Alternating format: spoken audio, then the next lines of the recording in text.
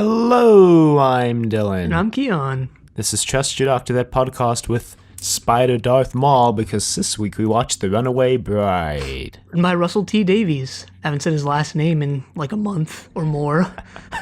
Directed by Euros Lynn. And aired on December 25th, 2006. And takes place on December 24th of some unknown year, probably in the mid-2000s. Or 2007. It's the same day that Rose left, I think, so... Yeah, I don't know or the same when that year is. that Rose left, so either 2006 or 2007. Doesn't really matter, since the events are year independent. Yeah, they're pretty much also independent from Christmas. Mostly, there's a couple things that rely on it being Christmas to happen. Yeah. But mostly not. And they play some Christmas music. So that's always nice. You know, I just realized I never actually brought back the song for 10. Yeah. Who needs Wow. that piece of garbage? Yeah, there were actually two versions recorded. I think we mentioned this, but one of them sounds... they sound pretty similar, I guess, but the one from the episode is like condensed and shortened and just is worse, I guess, and feels out of place in the actual episode itself, but, you know, whatever. Yeah, whatever. So, apparently Russell T wasn't expecting to have another Christmas special. He was like, he thought it was a one and done thing, but then BBC was like, hey, 2006 Christmas special, what are you thinking? And he's like, So apparently he pulled this from, it was originally intended to be a Series 2 script, and then he was like, well, we'll just write a new script for Series 2 and we can use this because it's set at Christmas, so. And it's already done, so go. And. But yeah, interestingly, so Donna is, I guess, the companion for this episode, and I didn't know until the end of the episode when I watched the preview that she wasn't the companion for the rest of the rest of Series 3. She was just designed to be like a one-off. I mean, I know they bring her back because I was like, wait a minute, doesn't she come back? So I looked it up, and yeah, she does. Yeah, they bring her back because they were like, we made her character really annoying and terrible, so we want to do it justice now. All right, stop hating on Donna. I really didn't like her though. She detracted from the episode. She was really annoying in this story. She's not this annoying in her actual run. Well, that's good. I was surprised to learn that she was so annoying in the story, to be honest. Why, you've never watched this before? Or I have, but I forgot that she was like way different in the story than in her actual run. She had a few moments that were nice in this, but overall, you know, I think it was mostly just down to her actor. I don't know who played her. I don't know her name. Catherine Tate. Yeah, she's I guess a comedian, I think I heard. But yeah, I really just didn't enjoy her acting. Anyway, yeah, so Russell T was going to have these one-off companions for some Christmas specials when they didn't have the regular companion, because he was like, we don't want to introduce a new companion already, so in case I guess you don't watch on Christmas, I don't know. Anyway, it begins with the same scene that was at the end of Doomsday, I guess, with the Doctor turning around and seeing Donna in the TARDIS and him going, what? Apparently they had to refilm the scene because they got a different cinematographer for the Christmas special than in Doomsday, and the lighting was noticeably different. And actually, I mean, thinking back to it, yeah, it actually is pretty different now that I think about it. I didn't notice it. I didn't notice it till I started thinking about it, and then I was like, yeah, you know, that's right. It's pretty different. All right.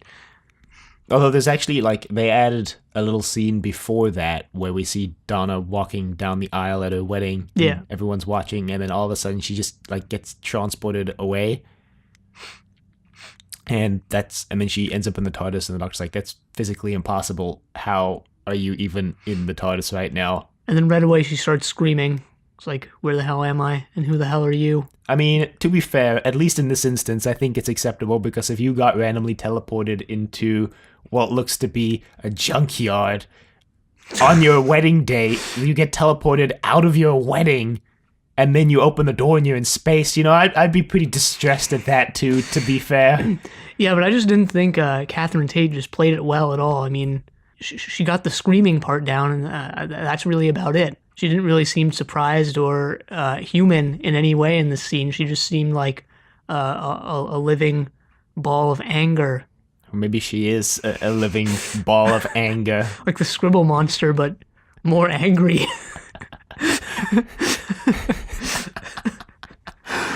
Yeah, I just didn't think Catherine Tate achieved human emotions in her acting. You're implying she's like a robot or something? Beep boop must act now. Engage actor mode. Engage screen program version 2.0. There were a couple good scenes with her that happened much later in the episode. Yeah, The doctor's like, okay, well, where are you from then? And she gives us like really specific location. She thinks the doctor's from Mars. I don't know why Mars is her first thought, but it is. It's because they're season 3 baiting for the Ice Warriors to come back. Nah, I wish. Bring back the Ice Warriors. The doctor starts plotting a course, and Donna finds a piece of Rose's clothing that apparently she left in the console room on like the railing. Yeah, maybe it's a good thing she's not around. She can't just leave her stuff strewn about. And Donna's like, huh, I knew you would. I wasn't the only woman you've kidnapped. And the doctor's like, I don't even know what you're talking about right now. And Donna's like, well, what about this? And the doctor's like, yeah, that belonged to a friend of mine. I lost her. Donna's like, oh, you lost her. Well, go find her then. And he's like, Donna, just shut up for a he's minute. like, ow, that hurt.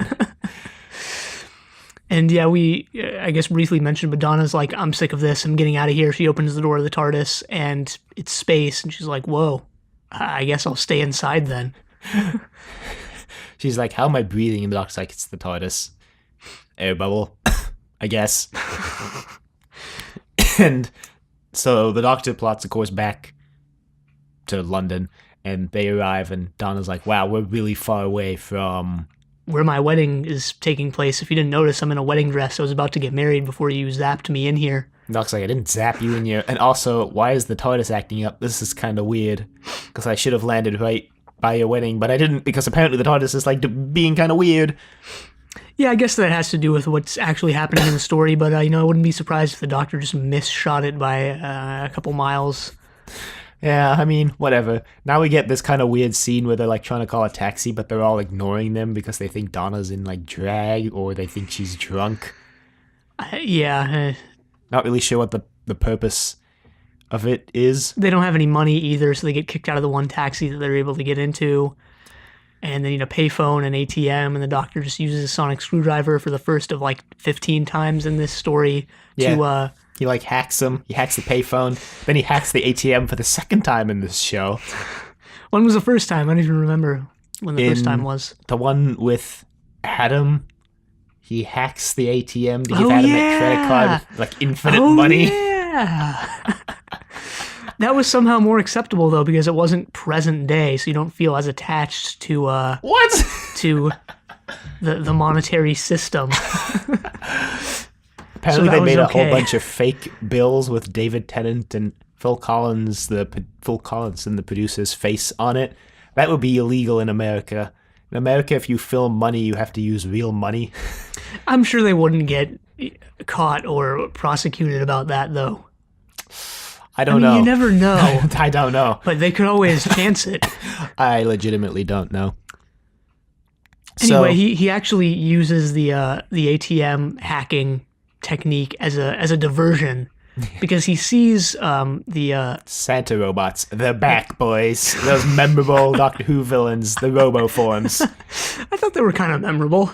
I mean, when they come back, I was like, oh yeah, those guys. I mean, it's not like I forgot who they were. No, but you didn't just watch the Christmas special 3 months ago. I hadn't thought of them since I watched the last Christmas special, but I didn't forget who they were, so that's a good point, I guess.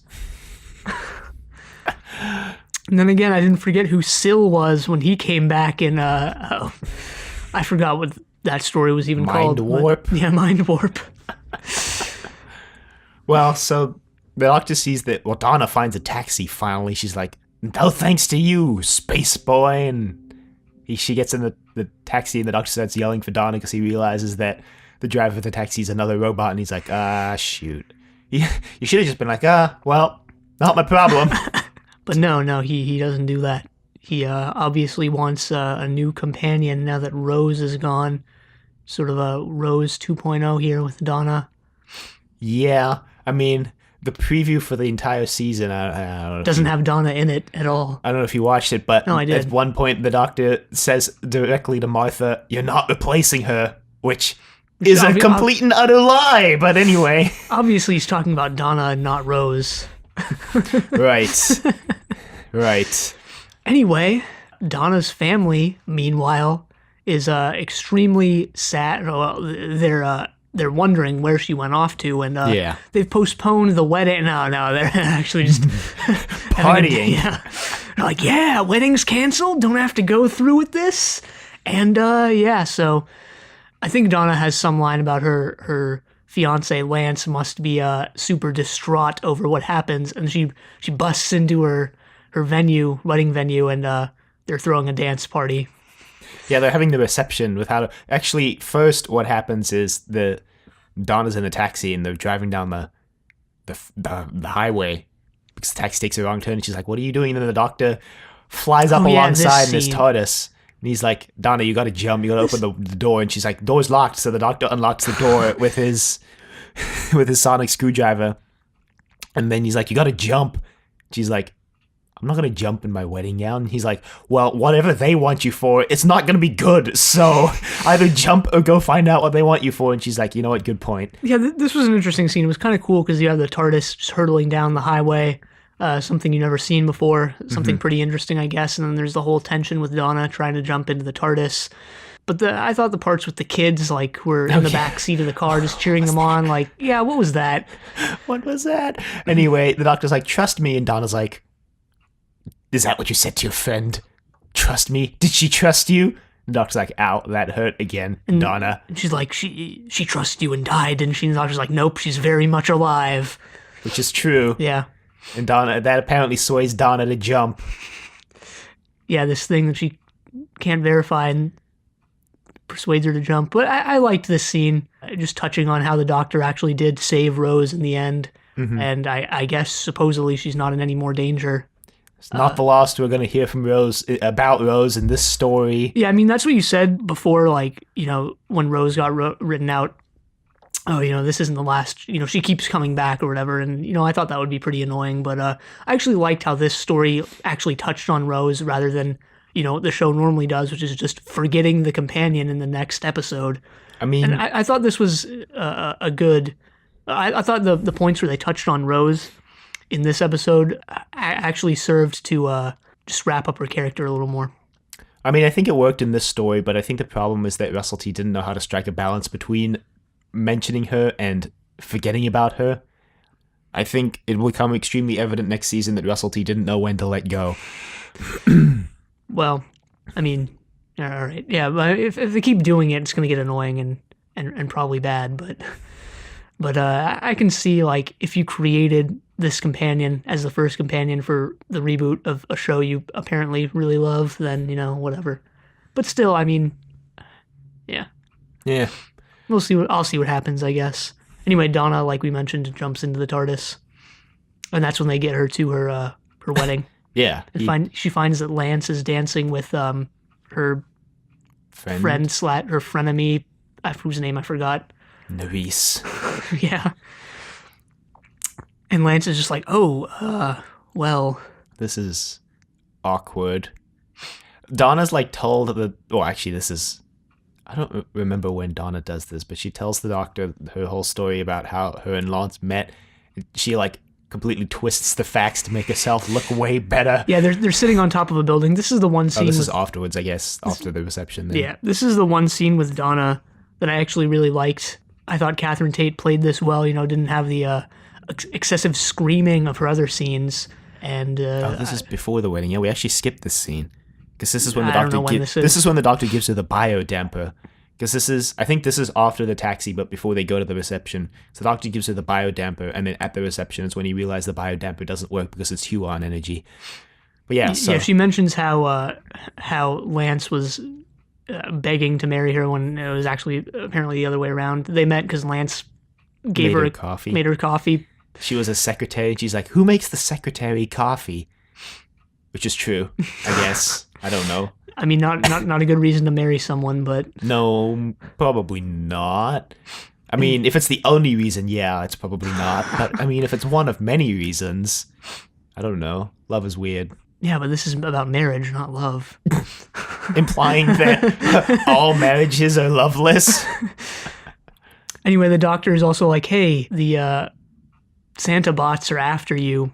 And that's kind of weird. Also, you got teleported into the TARDIS. That's also kind of weird. So you're radiating a lot of strange, I guess it was called Huon energy. Yeah, he doesn't realize it's Huon energy till he watches the video of the wedding.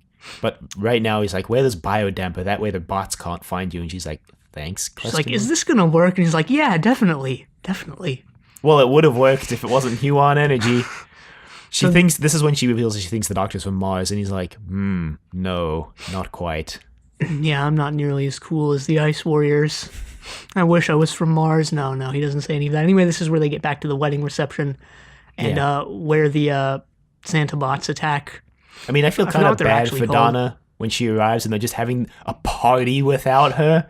And they're like, yeah, that's life. That's life, Donna. We thought you were gone. It kind of sucks. Everybody you thought were friends actually maybe kind of hates you. That's a real punch in the gut, you know? That's a real knife in the heart. Yeah, it definitely is. Definitely is. Anyway, so the doctor's like just chilling on the side. I guess he's invited to this reception now. Well, I mean, I don't think he's invited, but he's here, so... He borrows someone's phone. Donna revealed that her and Lance worked at this company called H.C. Clemens Incorporated, I guess. So he looks them up on this phone, and he finds out that they were like a shell company run by Torchwood. But, Torchwood ate it 6 months ago, so it's kind of weird that they're still running. It's like, guess they must be under new management. Kind of weird since every other company that was under control / bought by Torchwood went under and doesn't exist anymore, but they do. Yeah, that is kind of weird. Also, the doctor at some point mentions last year's Christmas invasion, and Donna's like, oh, I was hungover. The doctor's like, how do you keep missing these things? So the doctor watches the tape because he realizes someone's videoing everything. So he watches the tape of the wedding. He sees the teleportation effect and he's like, what? That's Huon energy. That's impossible. That's ancient energy that doesn't even exist anymore. Like the only Huon energy that exists is in the TARDIS. Yeah, he does say the only Huon energy that exists is in the TARDIS, doesn't he?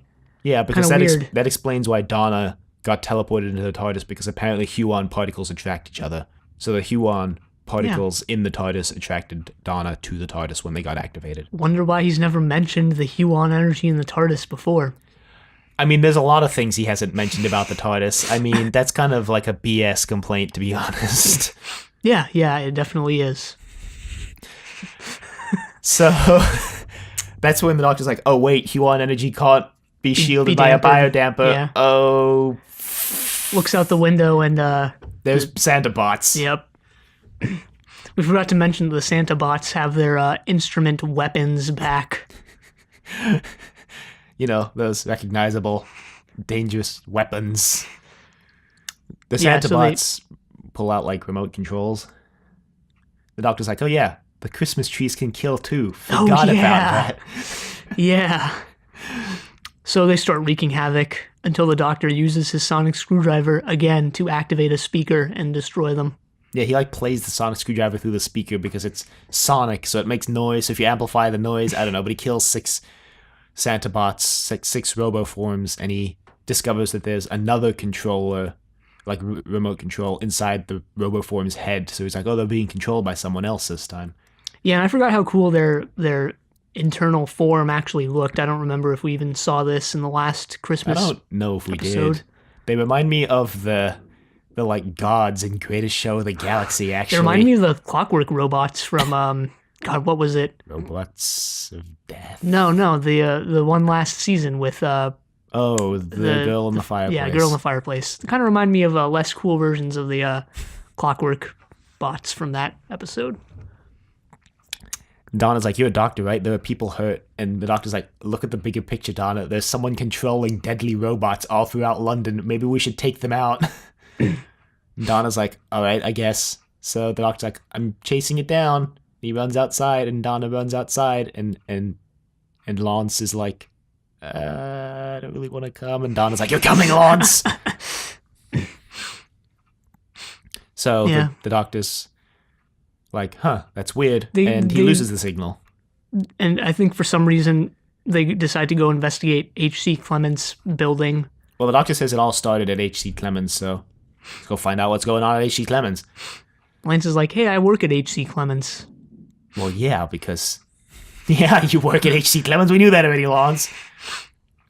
So they thankfully skip the scene of them driving there. The doctor's like, Lawrence, you're driving, and then they just hard cut to them in the H.C. Clemens building. And the doctor's like, well, so this is kind of weird because this was owned by Torchwood, and Torchwood completely, like, folded. And they're like, what's Torchwood? And the doctor's like, they destroyed the big ship in the sky last year. And that's when Donna's like, yeah, I was hungover. The doctor's like, Battle of Canary Wharf. That was like 6 months ago. And she's like, I was in Spain. And he's like, they had Cybermen in Spain. She's like, snorkeling. I was snorkeling in Spain. And the doctor's like, how do you keep missing these things? I think Lance missed them too for whatever reason, or I guess he's just lying, possibly, depending on what you want to believe based on what happens later. But anyway, they decide to go to a certain floor of H.C. Clements that's like cordoned off or inaccessible for some reason. Well, for some reason, the elevator has lower basement listed, but when the doctor pulls up the schematics, there's no lower basement on the schematics. Seems kind of weird that you'd like put a way to get there. It seems like it would be the other way around, maybe Yeah. on the plans, but not on the actual elevators themselves. Anyway, the doctor hacks the elevator control panel with, you guessed it, the sonic screwdriver. Yeah, Russell T went crazy with the sonic screwdriver in this episode, and it's never been this bad before, so... No, it really hasn't. And I was, like, really surprised. Like, my only notes for this story are things the sonic screwdriver did, because we keep a list of things the sonic screwdriver did.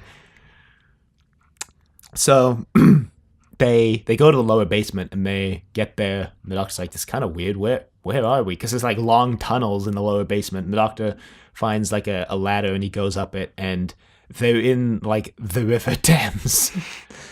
The causeway, I think he says. And Donna's like, there's a secret base underneath a major landmark of London. And the doctor's like, yeah, it wouldn't be the first time, really. Yeah, I don't know what that's is that an in-show reference, or is that like a political thing? You know what? You believe whatever you want. Could be anything. So they keep exploring, I think, and then they find this room that really looks like the prop department was like, put some water in those 10-gallon tubs and call it good. The doctor's like walking around and he's like, huh. You know, it kind of seems like Torchwood figured out how to make Huon particles in liquid form by using the river and like filtering the water through a hydrogen blah-biddy blah blah blue blah. But what could Torchwood want with Huon particles? Yeah, I mean, it's Torchwood. They probably wanted to commit genocide or something.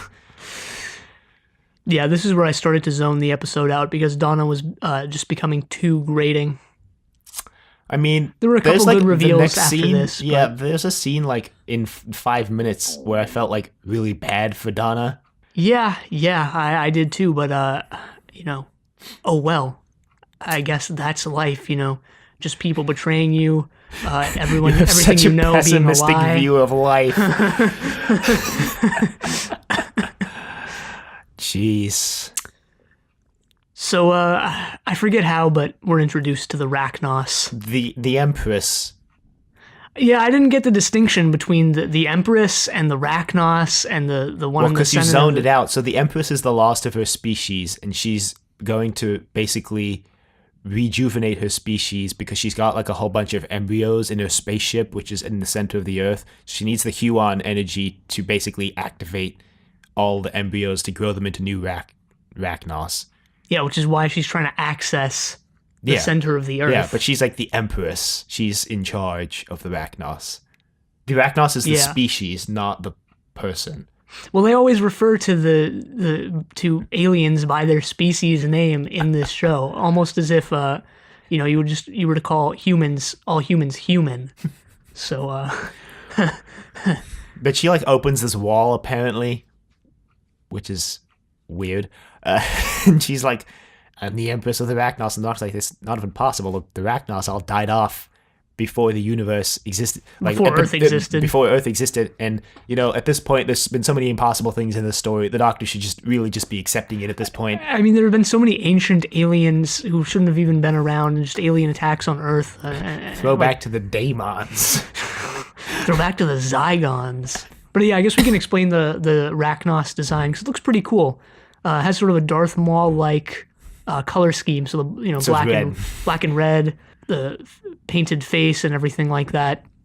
She's got Painted like out of universe. In universe, eyes, it's just red skin, I guess. Yeah, she's got like 8 eyes and a really big head that looks kind of like a dinosaur paw almost. Yeah, looks like that ancient Greek mythological creature that's like the body of a woman with the torso of a spider or whatever. Yeah, except instead of weak spider legs, she's got massive, thick, like scorpions. Mantis legs. Yeah, mantis legs.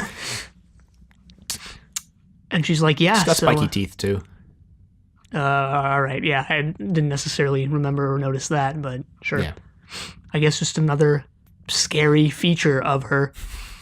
And they're like, oh no, it's you, the Empress of the Rachnos. And Lance is like, haha, all according to my dastardly 6-month plan or whatever. Mm-hmm. All according to my plan that only involved seducing Donna and bringing her here. Yeah, so it's 6 months because, Torchwood fell 6 months ago, and that's when she took over H.C. Clemens, I guess, from the basement. And Lance is sneaking up on her with an axe. And Donna's like keeping the Rachnos talking, like, yeah, Lance is gonna get her. And then Lance just starts busting out laughing, and he's like, haha, you thought I actually liked you. No, I'm actually in Actually league. been working with the Rachnos for 6 months, and bringing you here was all part of my master plan. Haha. Yeah, the doctor's like, I'm sorry. And Donna's like, sorry for what? And Donna hasn't pieced it together yet until Lance is like, the doctor's like, you had to be dosed with the particles for 6 months. How long ago did you meet Lance? And how long has he been making you coffee? And she's like, 6 months. Yeah, it's another downside to Donna. She's not very bright. That's also another weird thing about her in the story, because she's not this dumb when she's a companion. She's like actually pretty smart when she's a companion. Well, I mean, and that's good. I mean, from what it sounds like, I'll probably enjoy having Donna on the show when she comes back. But then again, this isn't the first time the reboot has been just janky with how it does the characters. Mickey repeating the same development like 4 times. I mean, at the end of the story, it does seem like Donna's had a little bit of character development at least. No, it definitely does. But, it's one, I guess, thing you can say about the classic show. Even though the characters were a lot less interesting in terms of the companions, that is, they were a lot more consistent. Classic. Classic series. I mean, except for Adric.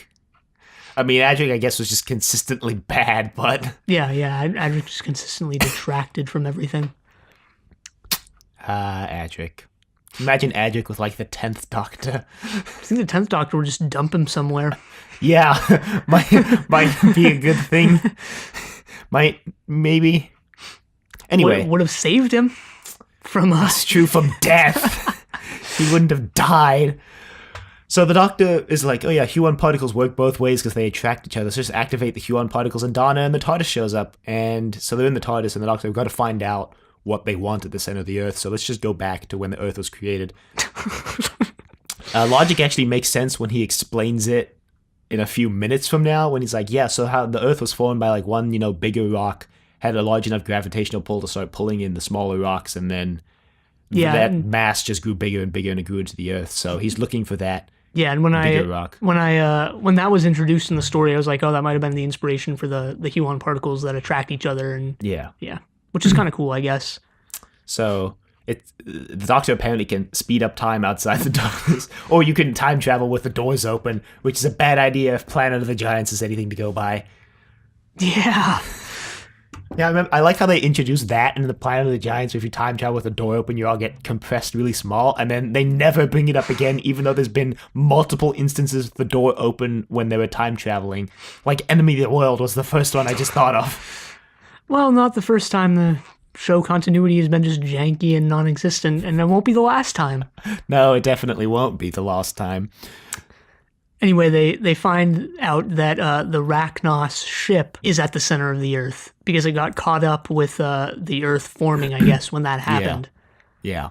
Which is why the Rachnos Empress wants to access her ship, because she's the last Rachnos in existence, and she's like, hey, I can revive my species based on that legend that we have a lost colony like at the center of Earth.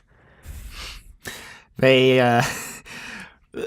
Donna feels like pretty bad because she's had a pretty bad day if you think about it. She got like teleported out of her wedding. She found out her husband doesn't love her. Actually, she found out her husband wants to kill her and is in league with a villain who basically wants to commit genocide. And so the doctor's like trying to cheer her up. He's like, come and look at the universe. The universe is pretty. Again, something they often do in the reboot where they just look out and there's a wide vista of space, and it's usually something interesting like the Earth dying, the Earth forming, or a black hole or something. And so that kind of cheers her up, and she's like, yeah, I guess it's kind of cool. So they go back. Well, they start getting dragged back. Apparently, Huon particles work throughout time. They're like, there's a scene where the roboforms are just like pouring water on Lance, trying to get him to drink the Huon particles. Yeah, because Lance, I guess his goal was to just rule whatever he thought he was going to rule with the Rachnos at his side. But the Rachnos Empress obviously wants none of that. And she's like, yeah, I was just using you. You were pretty stupid not to realize that sooner, Lance. So now I'm going to kill you. Yep, pretty much. And then, well... I have Lance being killed by the Doctor in my notes for some reason, but he doesn't, I guess I just... actually. He just gets killed by the Rachnos Yeah, the Empress. Because she like ties him up, and Donna and the Doctor get dragged back, but the Doctor, him up, I think. uses the surfboard, the Slovene surfboard thing, which apparently is still hooked up to the TARDIS. He uses it to basically shunt the TARDIS a couple meters off course. So instead of landing in the room with the Empress, they land in the tunnels just outside. Yeah, maybe he was aiming for the tunnels outside, and he would have landed in the room, but he uses the surfboard to. Well, he's not aiming the TARDIS at this point because he says he's being dragged by the Huon particles. No, I was just making a joke about how he always misfires.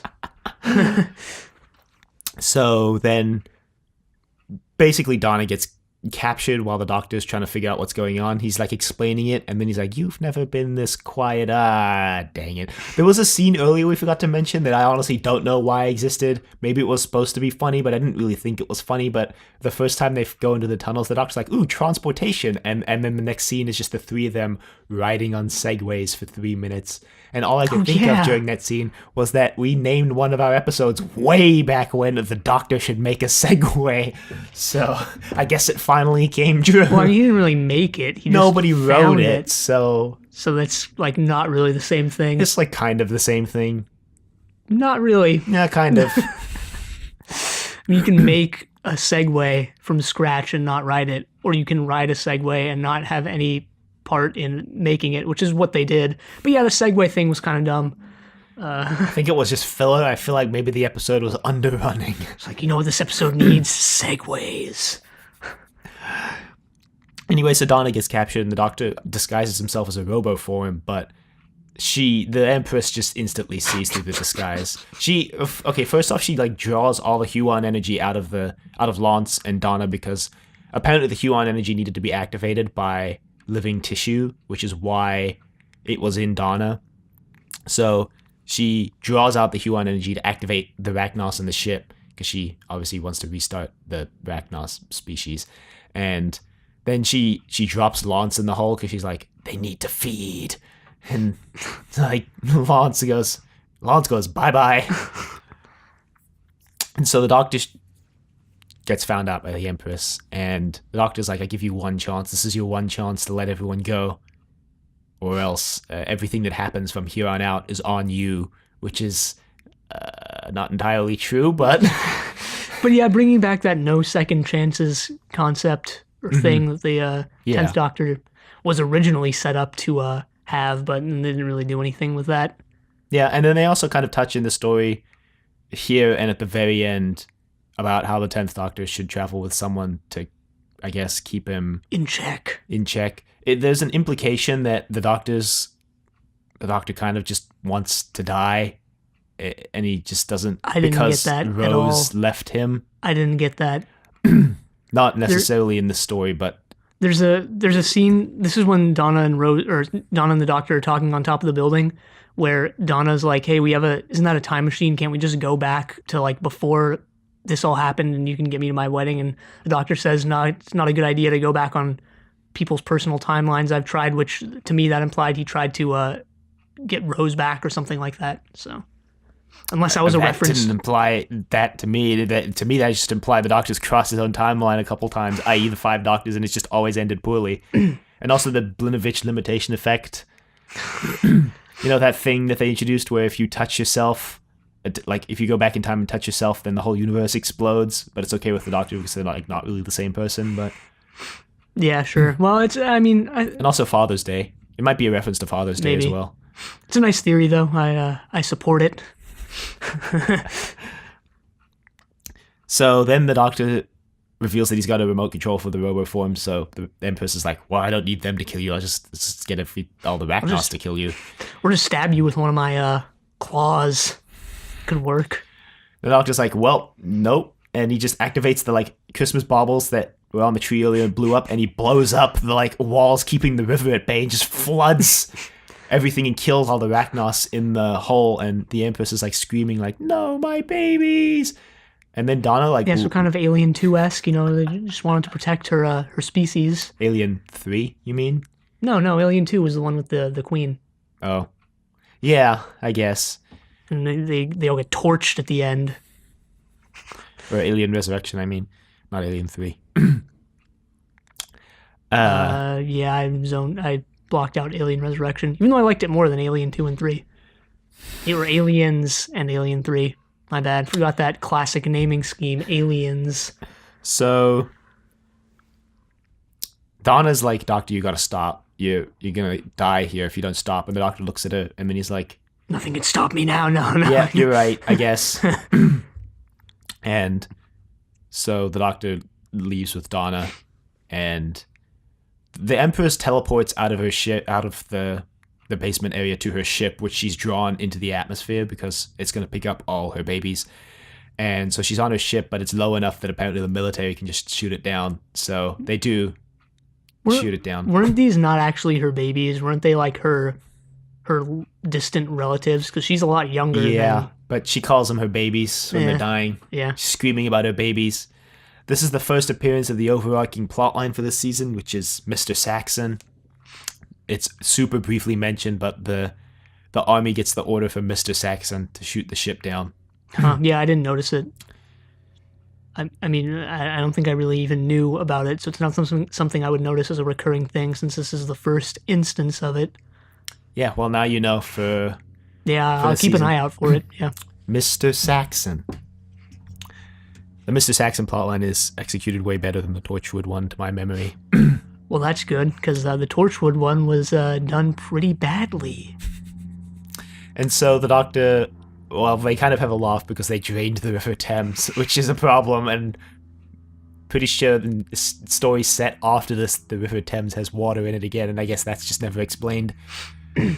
Yeah, well, I'm sure the council sent in what's-his-face to go ahead and fix that. Who? Just kidding. Yeah, the city council. You know, they sent in the council man. Anyway, so then the Doctor makes it snow for Donna. She's like, I hate Christmas. And he's like, even if it snows. I don't know, I thought it was like a nice touch. He's like... I mean, I guess since Donna's basically just had the worst day of her life, you know? Donna's like... Well, the Doctor's like, you can come with me. And Donna's like, nope. And the Doctor's like, oh... Okay, yeah, no, that's... Yeah, yeah, all right. I didn't really want you to come anyway. You know, he starts acting like the guy who's had his dreams crushed when he asks out that girl he really likes. No, I was just kidding. Yeah. I'm not going to go cry myself to sleep now. Yeah, David Tennant actually plays this pretty well. Yeah. David Tennant, I think, actually did a pretty good job in this entire story, actually. David Tennant has improved. I didn't like him at the beginning of Series 2, coming off of Christopher Eccleston.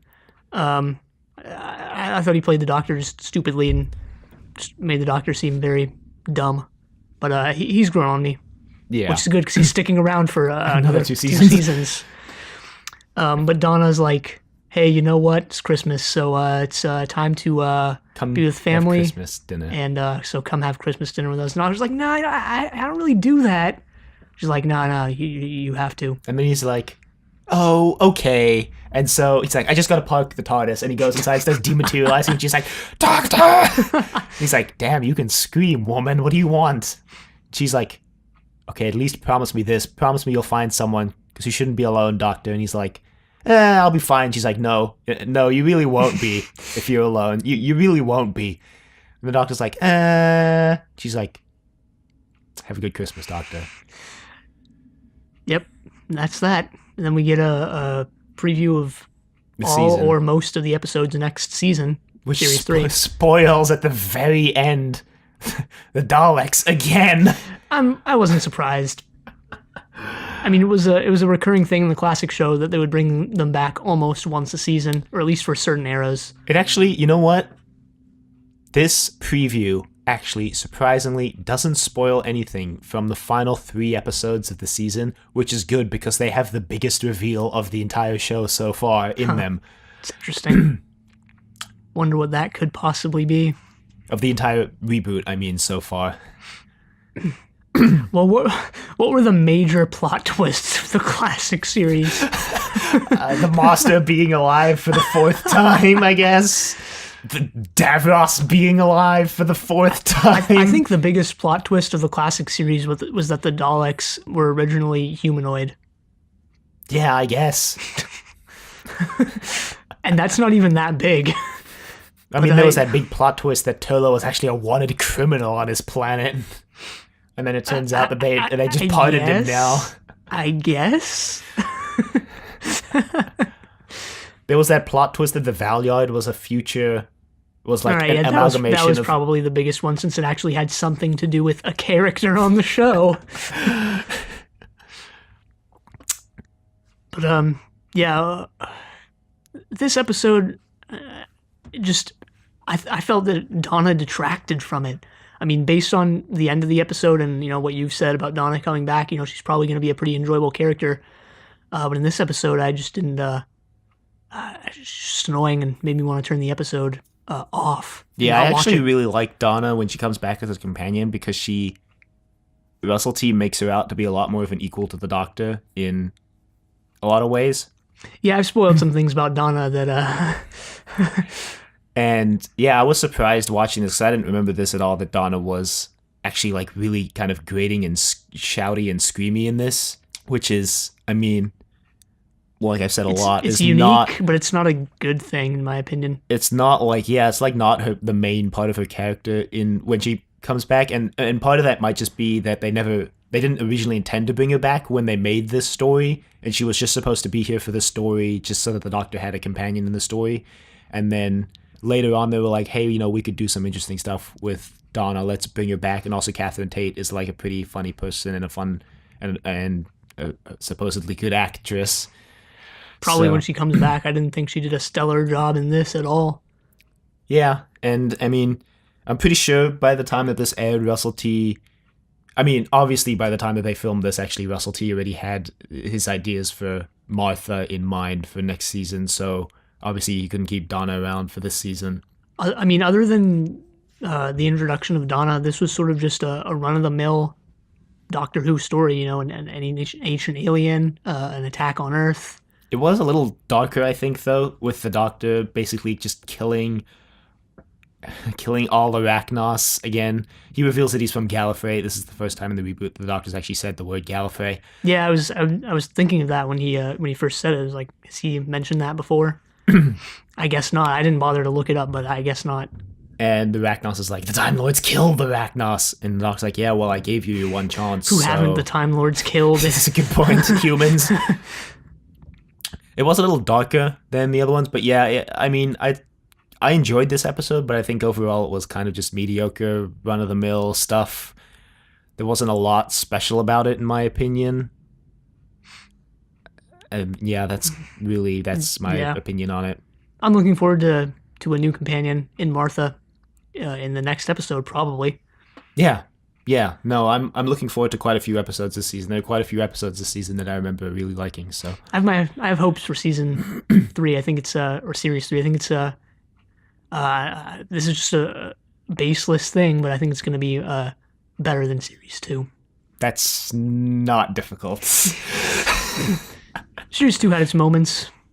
Yeah. Its few moments. Had its few moments. Anyway, you can email us at thedoctor@decorativevegetable.com. Questions, comments, concerns, angry rants, love letters, your thoughts on Donna V 1.0. Beep boop beep bop. You can find us on YouTube at Decorative Vegetable. You can find us on Apple Podcasts and Google Play at Trust Your Doctor. Please leave a rating and or comment wherever you listen if you liked the show or if you didn't like the show, because feedback is important. Check us on Facebook, Trust Your Doctor. Like us on Facebook. Also check us on Twitter at TYD Podcast and follow us on Twitter. And next time we start Series 3 with Smith and Jones. But until then, the end.